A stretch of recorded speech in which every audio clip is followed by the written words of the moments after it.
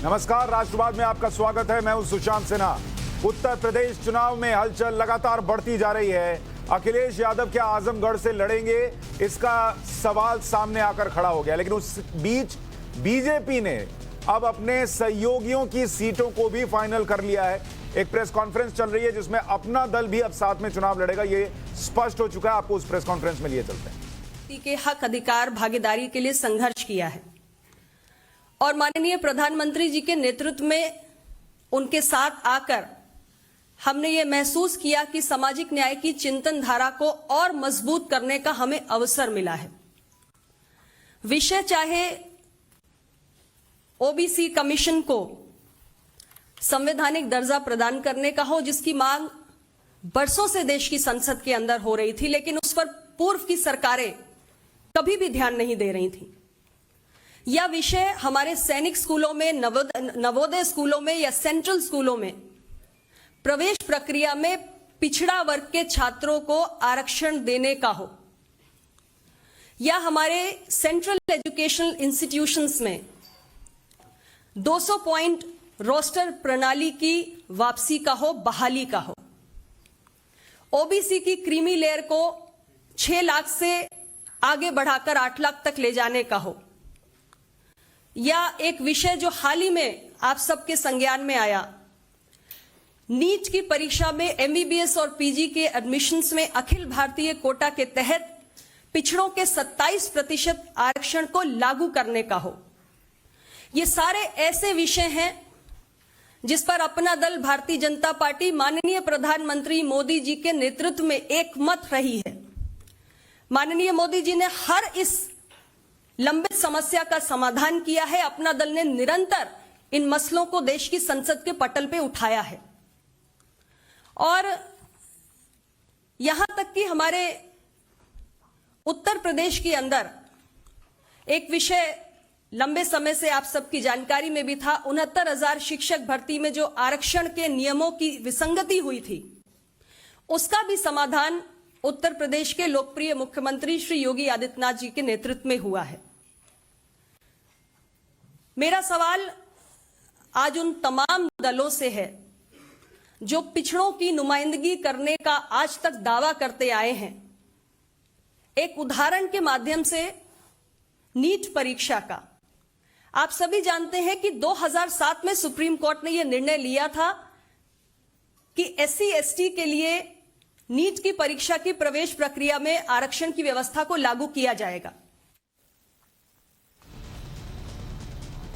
BJP के सहयोगी दल भी गिना रहे हैं कि बीजेपी ने ओबीसीज के लिए, पिछड़ों के लिए क्या क्या किया है। दरअसल यूपी के मुख्यमंत्री योगी आदित्यनाथ गोरखपुर शहर से चुनाव लड़ेंगे, ये पहले ऐलान हो चुका है। अब सहयोगियों की सीटों का भी ऐलान हो रहा है और अब आज खबर यह है कि अखिलेश यादव भी चुनाव लड़ने का ऐलान करने वाले हैं। यह पहली बार होगा कि जब अखिलेश यादव विधानसभा चुनाव लड़ेंगे। सवाल है कि क्या दबाव में आ गए हैं अखिलेश यादव? योगी गोरखपुर मैदान में आ गए तो अखिलेश भी मैदान में उतर आ गए क्या? योगी गोरखपुर से लड़ेंगे तो अखिलेश आजमगढ़ से लड़ेंगे क्या? गोरखपुर सेफ सीट है ऐसा समाजवादी पार्टी आरोप लगाती रही, क्योंकि वहां मठ और हिंदुत्व सबका बोलबाला है। तो फिर अखिलेश जी के जिस आजमगढ़ में आने की बातें चल रही हैं, वहां क्या है? नंबर 1 पर यादव, नंबर 2 पर मुसलमान। इस पर पूरे विस्तार से आगे आपसे चर्चा करेंगे, मेहमानों को भी लेकर आएंगे। लेकिन एक साइकोलॉजिकल वॉर गेम तो चल रहा है। पहले हफ्ते अखिलेश आगे दिख रहे थे, अब योगी के दबाव में वो नजर आने लगे। हालांकि अभी भी अखिलेश चुनाव लड़ने के लिए कॉन्फिडेंट नजर नहीं आ रहे। अब भी अखिलेश कह रहे हैं कि मैं लड़ूंगा तो आजमगढ़ की जनता से पहले पूछूंगा, वो इजाजत देंगे तब लड़ूंगा। एक बार अखिलेश यादव का आज का बयान सुनिए। मैं आजमगढ़ की जनता से अनुमति लेकर के ही चुनाव लड़ूंगा, अगर चुनाव लड़ता हूं तो। नहीं, आजमगढ़ की जनता से अनुमति इसलिए लेनी पड़ेगी, वहां के लोगों ने मुझे जिताया है। उनके जवाब में अगर शब्द का भी इस्तेमाल है कि अगर चुनाव लड़ूंगा तो आजम की गढ़ की जनता से इजाजत लेकर लड़ूंगा। अभी भी अगर है। अब आप सोच रहे होंगे कि अखिलेश ने आजमगढ़ की गोपालपुर सीट को अगर चुनने का मन बनाया है। खबरें यही चल रही हैं। अभी कोई पक्का नहीं है कि लड़ेंगे या नहीं लड़ेंगे, और लड़ेंगे तो आजमगढ़ से ही लड़ेंगे, लेकिन खबरें चल रही हैं कि गोपालपुर सीट हो सकती है। तो वहां का जातीय समीकरण देखकर क्या अखिलेश सीट को चुनने जा रहे हैं, यह भी सवाल उठने लगा। गोपालपुर सीट समाजवादी पार्टी का किला रही है। यह सीट पिछले 5 चुनाव में 4 बार समाजवादी पार्टी जीती। 2017 में सपा से नफीस अहमद ने जीत हासिल की। इस सीट पर बीजेपी कभी नहीं जीती है। अगर जातीय समीकरण की बात करें तो गोपालपुर में यादव मतदाता 64,000, दलित मतदाता करीब 51,000, मुस्लिम मतदाता करीब 41,000 और ब्राह्मण जो हैं वो 15,000, क्षत्रिय 15,000, भूमियार 12,000। यह जातिगत समीकरण है। दिक्कत यह है कि दलित वोटर्स पिछले 3 चुनावों से बीजेपी के साथ हो जाते हैं, लेकिन ऐसा होने पर भी यादव और मुस्लिम मिलाकर यह सीट सेफ मानी जाती रही। हालांकि अभी भी मैं फिर याद दिला दूं, अखिलेश यादव का इस सीट से लड़ना तय है, यह ऐलान बाकी है। वैसे तो पहले यह खबर थी कि अखिलेश चुनाव लड़ेंगे ही नहीं, लेकिन जैसे ही अखिलेश के विधानसभा चुनाव लड़ने की खबरें चलने लगी, बीजेपी ने अखिलेश पर हमला बोल दिया। डिप्टी सीएम केशव प्रसाद मौर्य ने तो यह तक कह दिया कि अखिलेश दावा करते हैं कि हमने विकास किया है, तो फिर जहां विकास किया है वहां से चुनाव लड़ने से क्यों डर रहे हैं। तो यूपी के मंत्री मोहसिन रजा ने कहा कि अगर अखिलेश चुनाव लड़ेंगे भी तो भरे मन से लड़ेंगे। दोनों को सुनिए एक बार। चुनाव में हर एक व्यक्ति को उतरने का अधिकार है। वे अपनी पार्टी की तरफ से अधिकृत प्रत्याशी बने, ये हमारी भी कामना है, उनको बनना चाहिए। लेकिन एक बात तो सामने आ गई है कि समाजवादी पार्टी आज बैकफुट पर आ चुकी है अपनी पहली सूची के बाद। अब उनकी हिम्मत नहीं हो पा रही कि अगली सूची वो जारी कर सकें, क्योंकि किसकी करें किसकी न करें। और अगर करते हैं, जिन जैसे पेशेवर माफिया और अपराधियों को इन्होंने पहली सूची में स्थान दिया, अगर ऐसे ही करते हैं तो जनता के सामने उनको मुंह दिखाने की स्थिति नहीं होगी, और इस वजह से वे लोग उससे काफी दूर दूर तक वे देखने को उनको नहीं मिले। 2012 से 17 के बीच में जो असफल मुख्यमंत्री होने का उनको प्रमाण पत्र उत्तर प्रदेश की जनता ने दिया था, इससे 2022 के विधानसभा चुनाव में जाने की हिम्मत नहीं जुटा पा रहे हैं। अभी एक खबर जरूर मैं देख रहा हूं आप सबके माध्यम से, वो विधानसभा चुनाव लड़ेंगे, लेकिन वो कहते थे कि हमने विकास किया है। और अगर आपने विकास किया है तो सीट को चुनने में इतना देरी क्यों लगा रहे हो, और ऐसी सीट क्यों नहीं चुन रहे हो जहां आपने विकास किया है? क्यों ऐसे सुरक्षित इलाके की ओर भाग रहे हो जहां से आपको जीत करके नहीं आना है? मैं यह मानता हूं कि श्री अखिलेश यादव जी भाजपा की लहर से भयभीत हैं और 2022 के विधानसभा चुनाव में सुरक्षित ठिकाना तलाशने में अधिसूचना जारी होने के बाद इतना समय लगा दिया। धन्यवाद। से ये एक अभी आवाज है, मुझे नहीं लगता कि अभी पूरी तरीके से ये बात की पुष्टि है। आपने पूछा तो मैंने बोल दिया है, मुझे लगता नहीं है, क्योंकि वो इस प्रवृत्ति के हैं नहीं, वो चुनाव लड़ना पसंद करते नहीं हैं। बैकडोर से आए थे तो बैकडोर से ही वो सत्ता पाए थे, इसलिए मैदान में जाने वाले लोग जो होते हैं वो मैदान में हमेशा दिखाई देते हैं। भारतीय जनता पार्टी का एक एक कार्यकर्ता सेवा भाव के लिए मैदान में रहता है, और ये स्वार्थ के लिए आज और या मजबूरी के तहत चुनाव में जा रहे हैं तो उसका परिणाम उनको पता है, अच्छी तरह से पता है। बैकडोर से आएंगे, भारी मन से चुनाव लड़ेंगे। बीजेपी अग्रेसिवली ये दिखाने की कोशिश कर रही है कि अखिलेश यादव जो हैं वो चुनाव लड़ना ही नहीं चाहते, वो डरे हुए हैं, घबराए हुए हैं। इस बीच योगी सरकार में सेंधमारी कर योगी के कुछ चुनिंदा मंत्रियों और विधायकों को अपने पाले में लाने के बाद जो समाजवादी पार्टी बोल रही थी कि बीजेपी से कोई जुड़ना नहीं चाहता, वो मिथक आज टूटता दिखा। बीजेपी ने आज मुलायम परिवार में बड़ी सेंधमारी कर दी। अब यूपी में एक नारा चल रहा है, 100 चोट सुनार की, 1 चोट लोहार की। मुलायम परिवार की बहुरानी अपर्णा यादव ने बीजेपी ज्वाइन कर ली। मतलब अब बीजेपी बड़ा संदेश देना चाहती है कि मुलायम परिवार की बहु बेटियों को भी बीजेपी पर भरोसा है, और उनको जब बीजेपी में शामिल कराया गया वहां पर जेपी नड्डा भी नजर आए उनके साथ फोटो खिंचवाते वक्त, जो यूपी के अध्यक्ष हैं स्वतंत्र देव सिंह वो भी नजर आए, डिप्टी सीएम भी नजर आए, सीएम के साथ भी फोटो आ गई।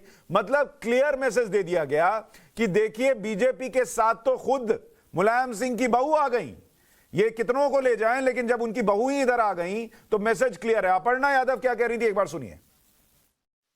मेरे लिए हमेशा से राष्ट्र धर्म हमेशा सर्वोपरि रहा है। मैंने राष्ट्र की आराधना के लिए भाजपा को चुना है और मैं अपना जीवन राष्ट्र आराधना में ही समर्पित करना चाहती हूँ।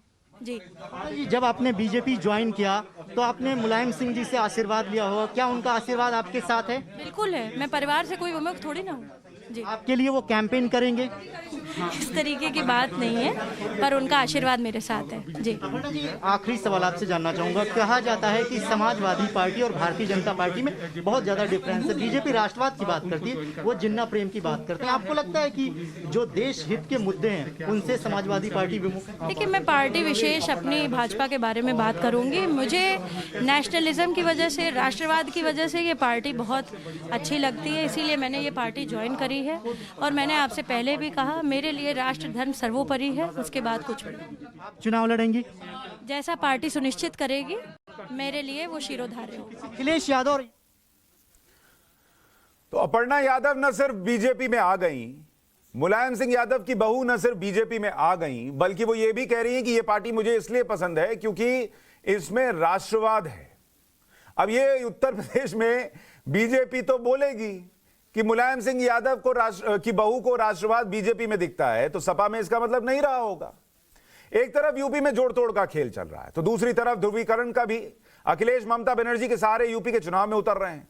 कल एसपी के उपाध्यक्ष किरण में नंदा ने ममता से मुलाकात की और ममता अखिलेश के लिए यूपी में प्रचार करेंगी। 8 फरवरी को लखनऊ में वर्चुअल सभा करेंगी। वाराणसी में भी अखिलेश के लिए वोट मांगेंगी।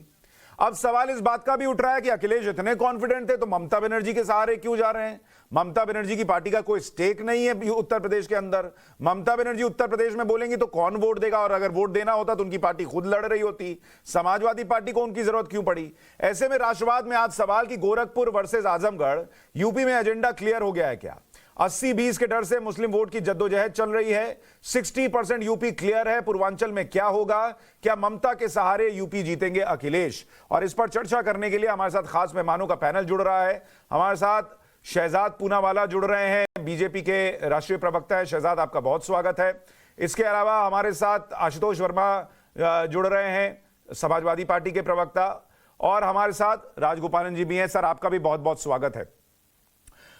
आशुतोष भाई, ये चल क्या रहा है? मतलब 80% लोग आपके साथ हैं और आज भी अखिलेश यादव कह रहे हैं कि अगर मैं चुनाव लड़ा तो आजमगढ़ के लोगों से पूछकर लड़ूंगा।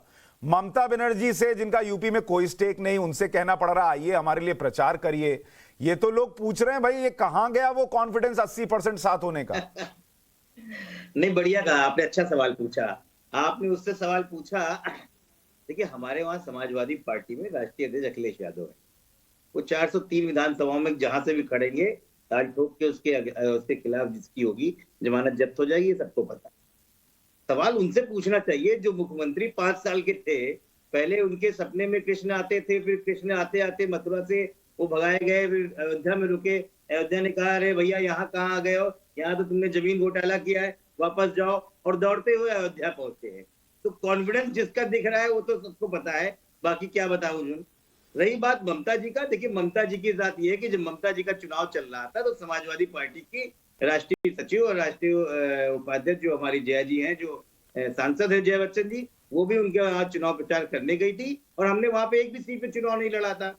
तो ये तो आपसी प्यार मेल है। अब जिनके वहां प्यार मेल नहीं होता वो क्या करेंगे? तो ममता जी अब जो हमारी बारी है तो यहाँ आएंगी, इसमें क्या परेशानी है? नहीं, परेशानी कुछ नहीं है सर। लोग ये कह रहे हैं, मैं तो पहले इससे पे रहता हूं, ममता बनर्जी को अभी थोड़ी देर के लिए रोक देते हैं। मैं ये कह रहा हूं कि आप कह रहे हैं बीजेपी अंडर कॉन्फिडेंट है, योगी आदित्यनाथ जो है वो अंडर कॉन्फिडेंट हैं। जिनको छठे चरण में चुनाव लड़ना है, गोरखपुर में छठे चरण में मतदान है सर, उन्होंने पहली लिस्ट में योगी आदित्यनाथ को उतारकर कॉन्फिडेंस दिखाया। और जो समाजवादी पार्टी कॉन्फिडेंट होने की बात कर रही है, वो चुन चुनकर 10, 9, 5 ऐसे अपने कैंडिडेट उतारी। और अखिलेश यादव कहां से लड़ेंगे पता ही नहीं है। किसान जी, ये उल्टा है। पता नहीं आप पत्रकार कैसे विश्लेषण करते हैं। असल में कहा ये गया कि तुम लोग चुनाव नहीं लड़ोगे तो कोई जो है जमानत बचाने वाले नहीं बचेंगे, तो कम से कम एक जिलों बचाओ। तो उनको भेज दिया गया अपने घर पे, सिराथू चले जाओ कौशाम्बी के पास, और इनको भेज दिया गया तुम अपने घर जाओ संभालो, वरना वहां भी आ गए हैं तुम्हारे, वहां पे लोग आ गए हराने के लिए। तो सब जमानत कहीं तो बचेगी भाई, इसलिए कॉन्फिडेंट नहीं। जो बेचारे जो टिकट टिकटार्थी है, शहजाद पूनावाला, अखिलेश यादव कॉन्फिडेंट हैं, जहां से लड़ेंगे जीत जाएंगे, इसलिए वो अभी अपनी सीट का ऐलान नहीं कर रहे हैं। और योगी जी जो हैं वो डरे हुए थे, इसलिए उनको पहले उतार दिया गया भाई कि तैयारी पूरी कर लो।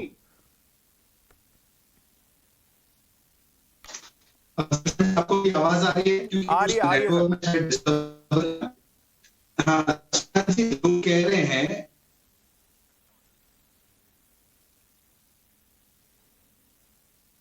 हाँ जी, आवाज नहीं आ रही मुझे क्यों।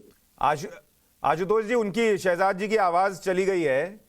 अभी थोड़ी देर में सिग्नल ठीक होता है, फिर उनको जोड़ते हैं। चली जाएगी वो, आवाज नहीं आएगी कहीं पर। जहाँ जी कोई आवाज नहीं बचेगी। ये सब तो कहानियां हैं, तो करते रहिए।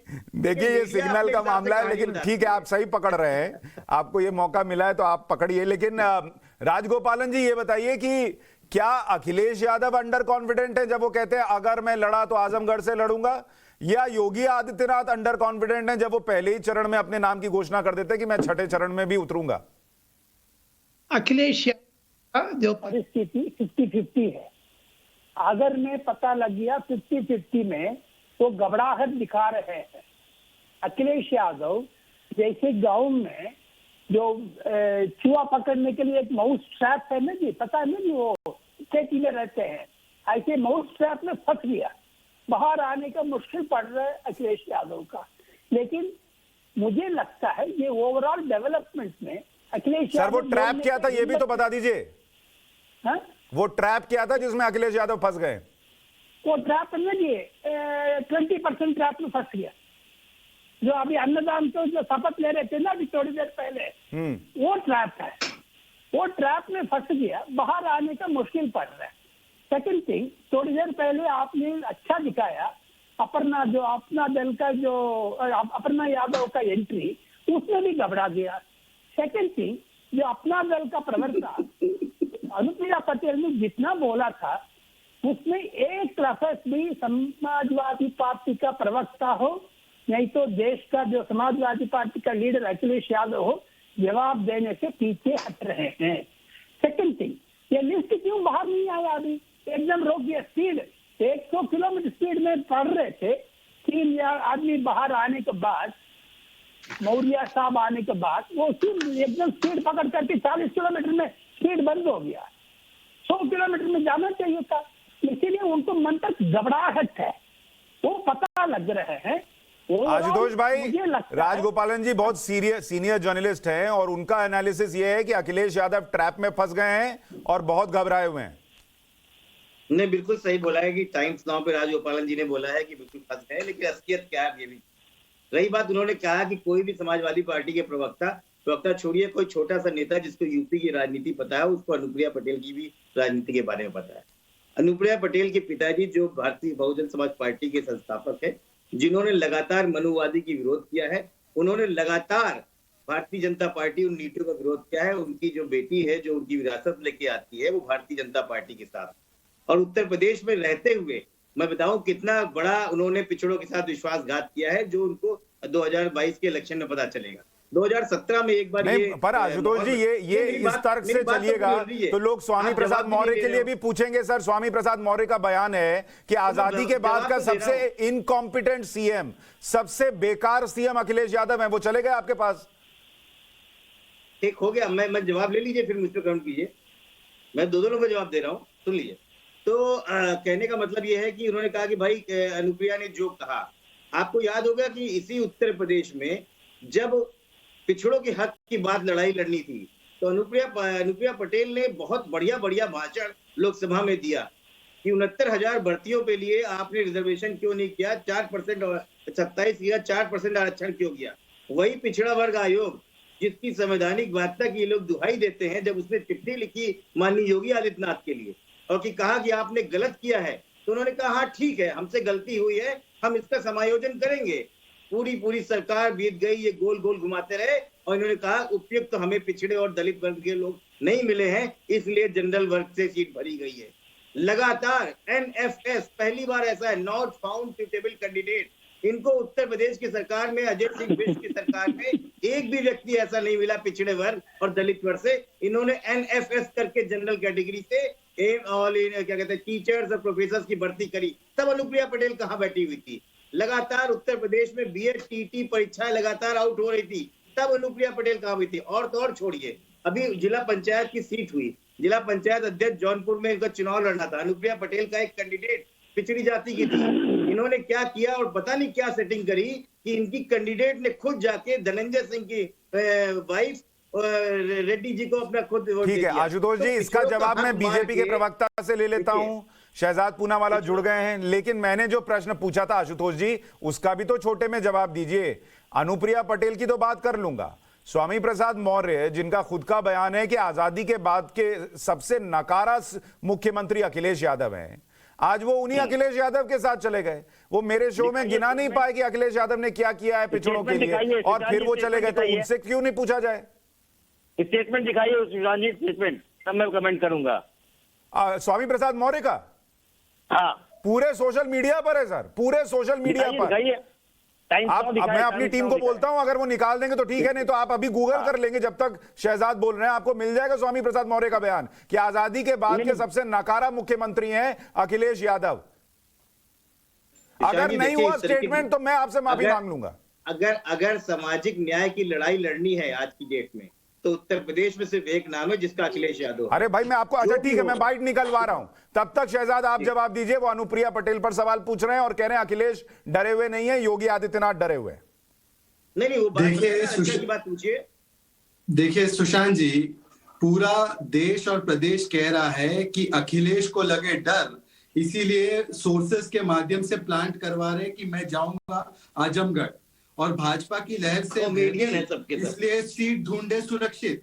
ये देखिए आशुतोष जी, हमारा कनेक्शन नहीं, आपका जनता के साथ कनेक्शन बिगड़ चुका है, और दिक्कत इसी चीज की है। अब आप तो देखिए आशुतोष जी, एक तो पहले ही आप 15 मिनट बोल चुके हो, या तो डिबेट में मेरी भी बात सुन लीजिए, या आप अपना एक तरफा चलाते रहिए, ऐसी जनता सुन नहीं रही है। सुशांत जी, मुझे लगता है इस डिबेट को थोड़ा सा मॉडरेट करना होगा। आशुतोष जी, उनको वैसे ही नेटवर्क नहीं था, अब नेटवर्क के बाद आप बीच में जो है कनेक्शन काटिएगा तो गड़बड़ है। एक बार बोलना फिर आप बोलिएगा। और मेरे पास वो बाइट भी आ गई है, मेरे पास स्वामी प्रसाद मौर्य की बाइट भी आ गई, आपको भी सुनाऊंगा।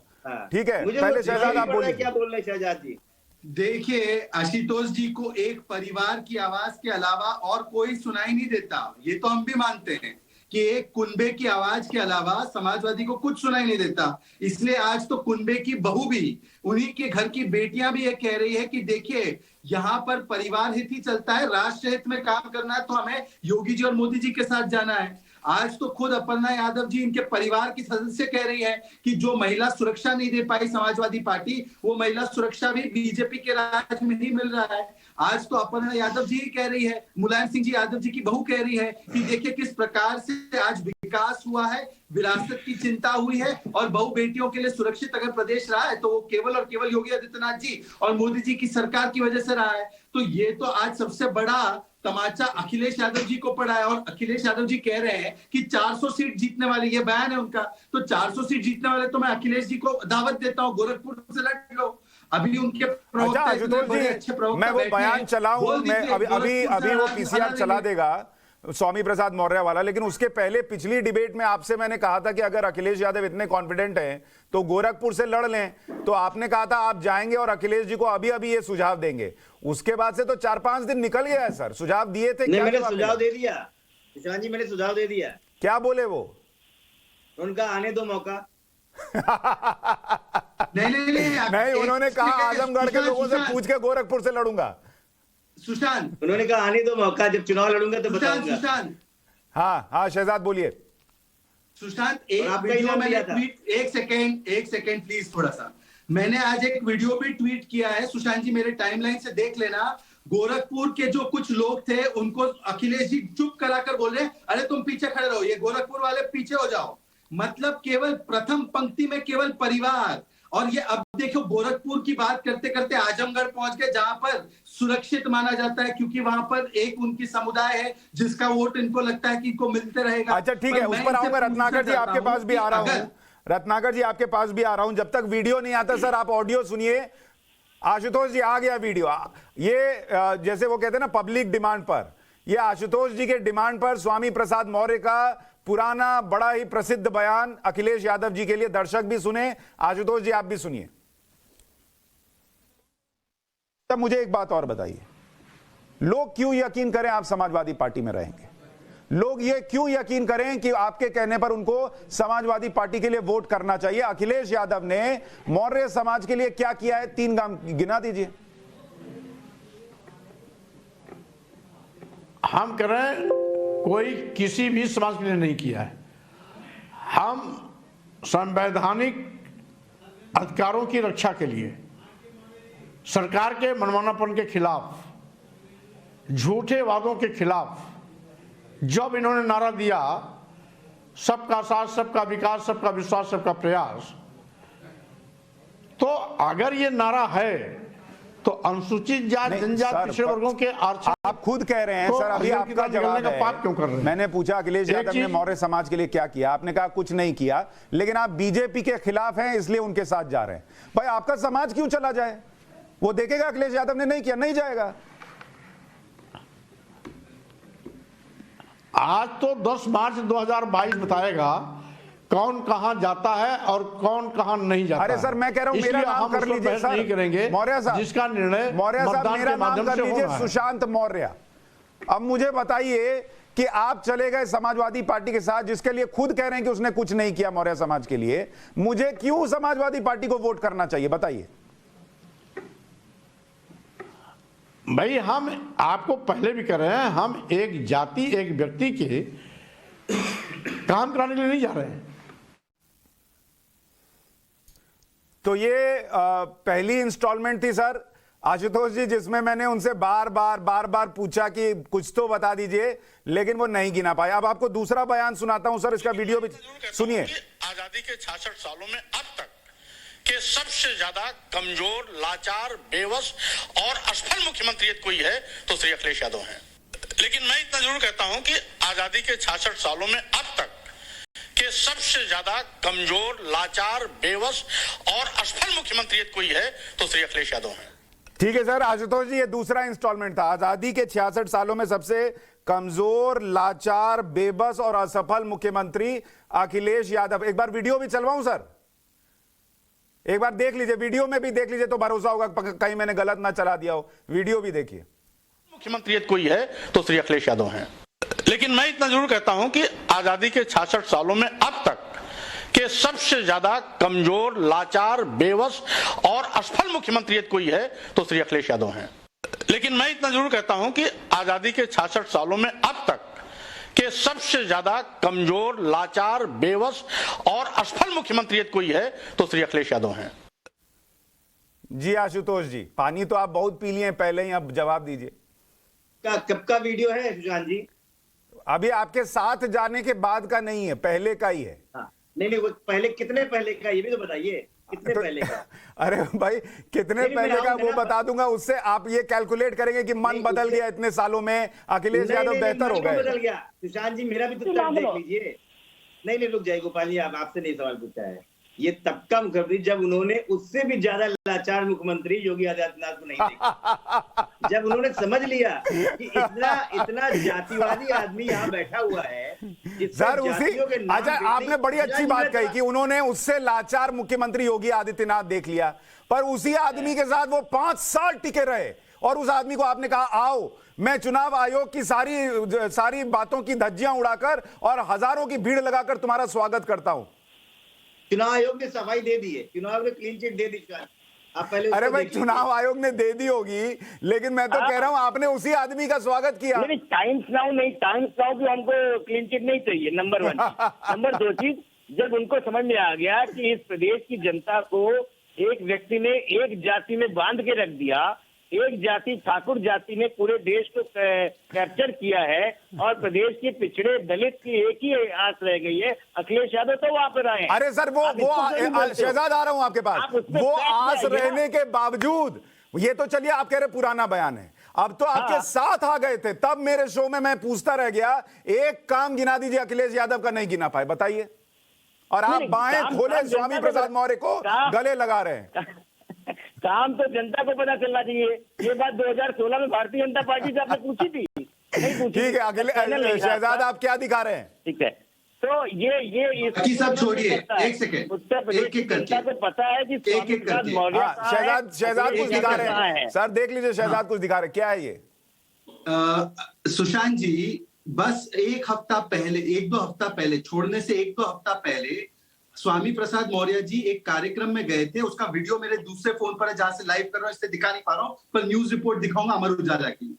वो गए थे एक प्रोग्राम में जहां पर उन्होंने कहा कि बीजेपी ने तो ऐतिहासिक काम किया पिछड़े समाजों के लिए, परंतु जब उनसे पूछा गया कि अखिलेश जी के सपने में कृष्ण भगवान आए और सत्ता की बात की, तो उनका स्टेटमेंट अमर उजाला में छापा है, वीडियो भी है, वीडियो भी दिखा सकता हूं। मुंगेरी लाल के हसीन सपने देख रहे हैं अखिलेश, मुंह की खाएंगे स्वामी प्रसाद मौर्य।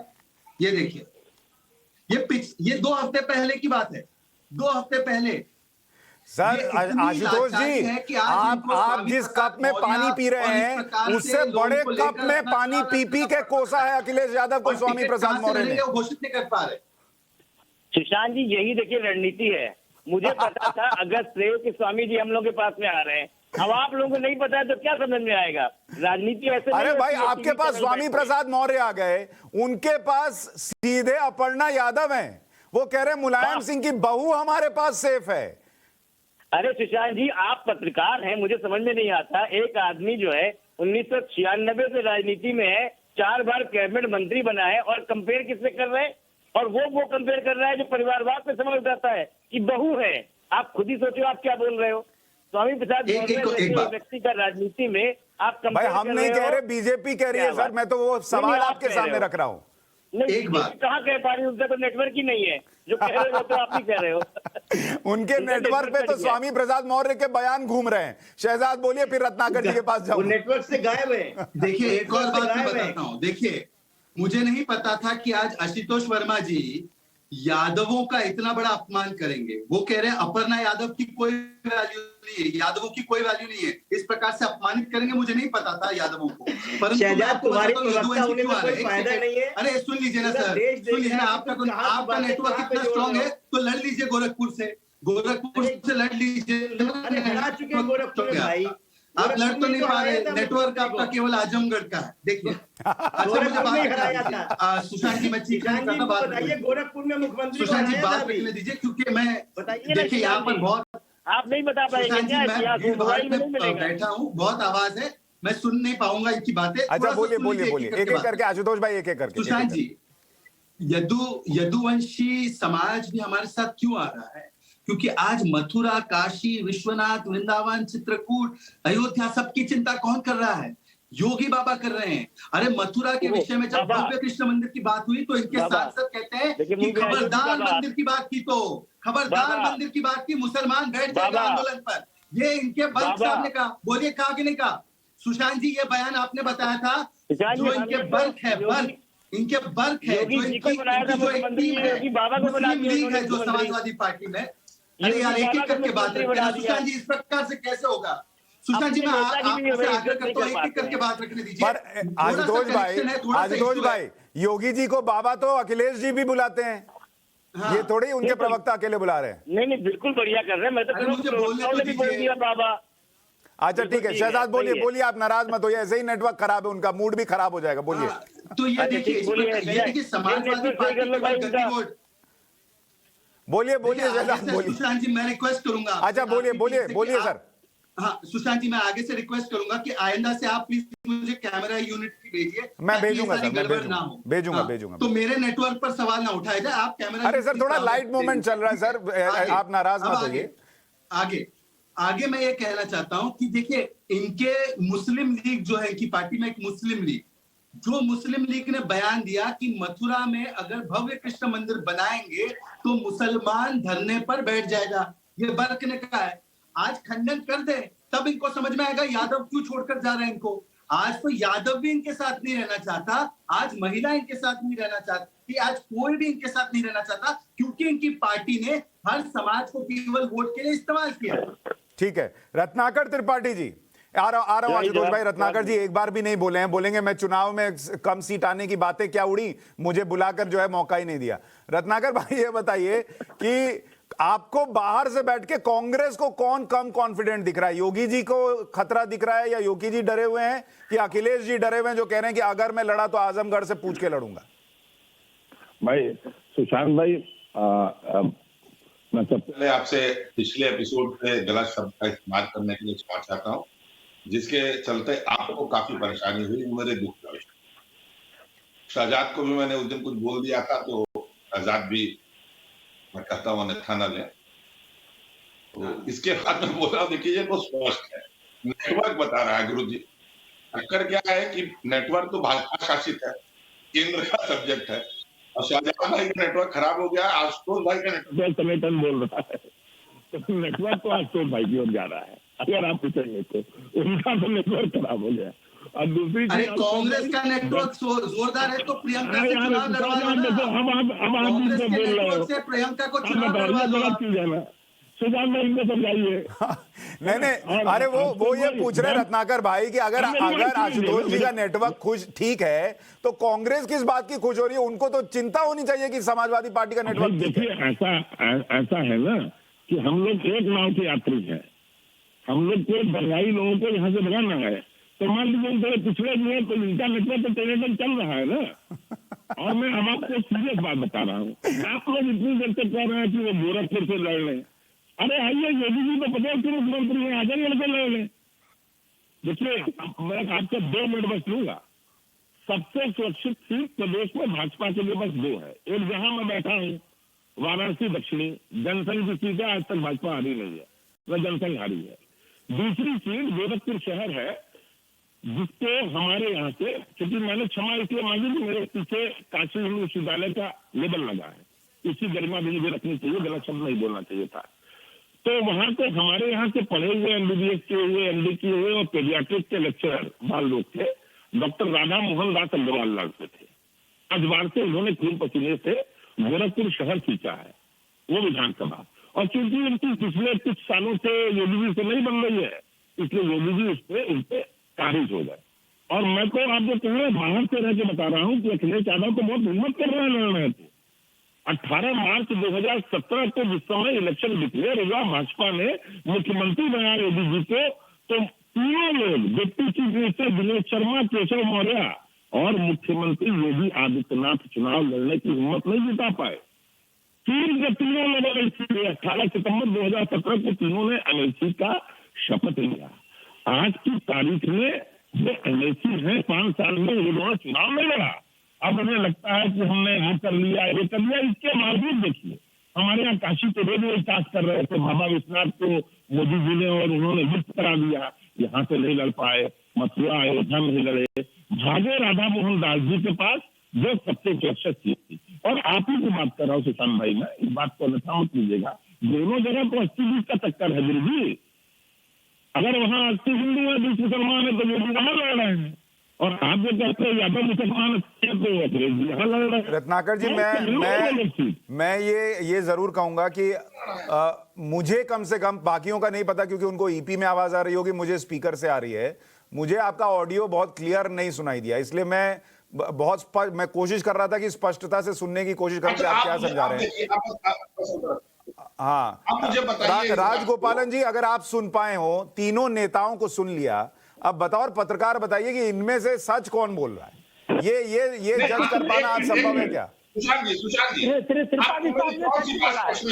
त्रिपाठी साहब ने सच बोला है, क्योंकि उसको नेटवर्क कांग्रेस से टूट गया है, समाजवादी पार्टी से भी टूट गया है, इसीलिए समाजवादी पार्टी कांग्रेस का नेटवर्क टूट गया। इसलिए पंडित जी के, हम भी पंडित हो, दोनों सच बोलते हैं। दूसरी चीज है, समाजवादी पार्टी के प्रवक्ता ने एक चीज बोलना चाहिए,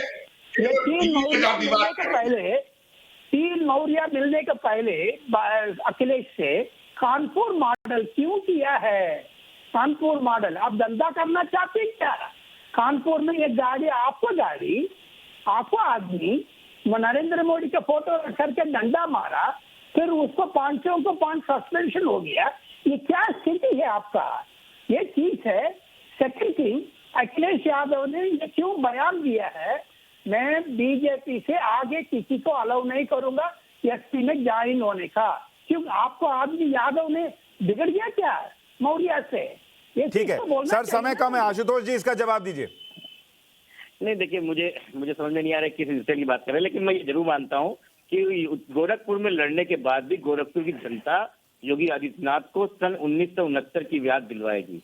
1969 का वो समय था जब तत्कालीन मुख्यमंत्री त्रिवेंद्रनाथ सिंह लड़ने गए वहां से चुनाव लड़ने, और उन्होंने विरोध किया था उस समय इंदिरा गांधी सरकार में, चंद्रभानु गुप्ता जी के बाद में मुख्यमंत्री बने, और जनसंघ से कांग्रेस ओ से सपोर्ट लेके वो चुनाव लड़े और उत्तर प्रदेश की गोरखपुर की पिपराई सीट से वो चुनाव लड़ने गए थे, और वो सीट किसने खाली की थी? महंत अभयनाथ ने खाली करी थी। उसके लिए समझा जा रहा था ये मठ की सीट है और यहाँ आसानी से जीत हो जाएगी, लेकिन उत्तर प्रदेश की जनता ने मात्र 17,000 वोट दिए, और वहां पर रामकृष्ण द्विवेदी जो कांग्रेस के थे वो तो योगी जी गोरखपुर में हारेंगे, आप कह रहे हैं? वही होने जा रहा है। योगी जी गोरखपुर में हारेंगे, जनता वही उत्तर प्रदेश बिल्कुल हारेंगे, और उत्तर प्रदेश तो फिर आप लोग क्यों कह रहे हैं सेफ सीट पे गए हैं? क्या जी? नहीं, आप कह रहे हैं वो हारेंगे, फिर ये भी कहते हैं सेफ सीट पे चले गए, दोनों कैसे होगा? नहीं, वो सुशांत जी, वो उनको परसेप्शन लगता है कि जिस मठ में वो बैठे थे उस मठ को 2018 में समाजवादी पार्टी ने हराया था। शहजाद, आपका परसेप्शन गलत है, योगी जी गोरखपुर में हारेंगे, आशुतोष जी का दावा है। मैं तो हाथ जोड़कर विनंती कर रहा हूं कि अगर योगी जी हारेंगे, इतनी इनके पास स्पष्टता है, तो आज अभी ऐलान कर दे सुशांत के शो पर कि अखिलेश जी उनको हराने वाले गोरखपुर में सामने लड़ने के लिए तैयार है। मैं चुनौती देता हूं इनको। चलिए, चुनौती दे रहा हूं मैं आपको। मेरा कनेक्शन ठीक हो ना हो, आपका जनता से कनेक्शन टूट चुका है, आपका तो परिवार से भी कनेक्शन टूट चुका है। एक कनेक्शन था परिवार से, वो भी टूट चुका है। अरे देखिए, जो पिता का नहीं हुआ वो घर का, परिवार का, प्रदेश का कैसे होगा? अरे कनेक्शन टूटा है सना, जो पिता का नहीं हुआ वो परिवार का नहीं हुआ, वो प्रदेश का कैसे होगा? नहीं, ठीक है, आज यही रटा के भेजा गया है आपको, कोई बात नहीं, होता है। आशुतोष जी, जैसे ही अपर्णा शामिल हुई बीजेपी में, अमित मालवीय ने ट्वीट भी कर दिया मुलायम जी का वो पुराना बयान कि ये तो अपने पिता का भी नहीं हुआ, चाचा को भी हटा दिया था इसने, वो वाला वायरल हो रहा है फिर से। मैंने क्या बोला कि अमित मालवीय वैसे भी मायावी आदमी है, वो बैठ के ऐसे ट्वीट करते हैं, उन पे तो हम लोगों ने खुद ही केस करने के इलेक्शन कमीशन से बोल रखा है। तो ये अरे पर बयान में तो मुलायम जी हैं, कोई किसी और को डाल के मिमिक्री थोड़ी कराई है। नहीं, मिमिक्री करते रहते हैं। उन्होंने तो फ्रांस की फोटो डाल दी थी पीयूष जैन के साथ में, उसके बाद उसको हटाना पड़ा था उनको। देखिए, आप कार्रवाई करवाइए ना, गलत वीडियो है तो कार्रवाई करवाइए। पूरी कार्रवाई अब होगी, कार्रवाई एक सेकंड सुशांत जी, अमित मालविया हमारे बहुत वरिष्ठ नेता है और उनकी एक एक चीज आज तक किसी ने भी गलत साबित नहीं की है। नहीं, वो बयान है भाई, वो सब पे चला था, न्यूज चैनल पर भी चला था, आशुतोष भाई को भी पता है। अब ऐसे से बयान बैठ के डिफेंड करने होंगे तो कुछ तो वो बोलेंगे। अब वो क्या बोलेंगे कि मुलायम जी ने यही बोला था, आपके पास ऐसा बयान आता, आप भी डिफेंड कर रहे होते। कोई नहीं, लेकिन अच्छी बात ये, इस माहौल में चर्चा हुई और हर कोई कॉन्फिडेंट है चुनाव में, ये अच्छी बात है। नेटवर्क किसका गया है ये 10 मार्च को जब जनता बिल फाड़ेगी तब पता चलेगा। अभी बिल नहीं आया, अभी तो सब रो रहे हैं अपना अपना कि हमारा नेटवर्क बढ़िया है। चलिए, बहुत बहुत शुक्रिया सभी मेहमानों का आज राष्ट्रवाद में जुड़ने के लिए, बहुत बहुत धन्यवाद।